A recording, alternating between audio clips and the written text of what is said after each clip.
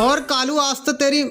अबे ये क्या है बे, दो कालू। और वीरू कैसा है? और वीरू कैसा है? अबे इसकी तो वॉइस भी सेम है। क्यों दो वीरू हो सकते, दो कालू नहीं हो सकते क्या? हाँ, इसलिए आज से हम दो तुम दो। इसकी बहन का एक संभाला नहीं जा रहा तो दूसरा भी आ गया। वीरू तेरे लिए चैलेंज है कि बता हम दोनों में से कौन है रियल। अरे यार ये तो बहुत सिंपल है, जो रियल कालू होगा वो मुझसे शायरी बैटल में जीत ही नहीं पाएगा। बहन के इस झाटू को लगता है कि नकली वाले को हरा देगा, लेकिन इसे ये नहीं पता नकली वाला और भी गंदा पेलता है।